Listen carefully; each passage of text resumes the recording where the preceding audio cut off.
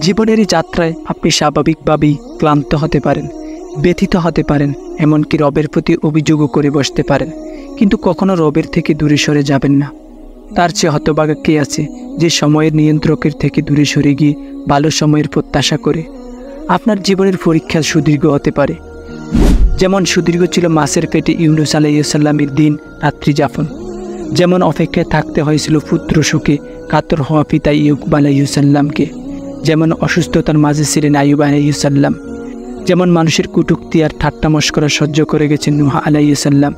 তাই সুদীর্ঘ সময় যদি আপনার রবের পক্ষ থেকে না আসে কোনো ইতিবাচক সাড়া, কিংবা আপনি তার পথে থেকেও যদি প্রতিনিয়ত সম্মুখীন হন অনাকাঙ্ক্ষিত বিপদের, তখন যে আপনার রব আপনাকে পরিত্যাগ করেছেন কিংবা আপনার রবের প্রিয়দের তালিকা থেকে আপনার নাম মুছে গেছে, এমনটা কখনো ভাববেন না। জীবনে যখনই এমন পরিস্থিতি আসবে যে মনে হবে এখান থেকে বের হওয়ার আর কোনো রাস্তা নেই, তখনই মনে রাখুন, রাত যত দীর্ঘ হয় প্রভাত ততই নিকটে আসে। আল্লাহ সুবহানাহু ওয়া তাআলা এসবের অন্তিমে রহমতের বৃষ্টি বর্ষণ করবেনই।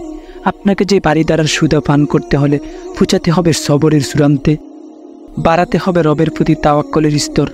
যদি এই সমস্ত পরীক্ষা আপনাকে করে তোলে আরও ধৈর্যশীল এবং প্রত্যয়ী, যদি শিখে যান মোকাবিলার কৌশল, সবরের কারণে পেয়ে যান অগণিত সওয়াব, যদি হয়ে ওঠেন রবের আরও প্রিয়, তবে ভাবুন তো বিপদ কি আপনার জন্য নিয়ামতে পরিণত হলো না?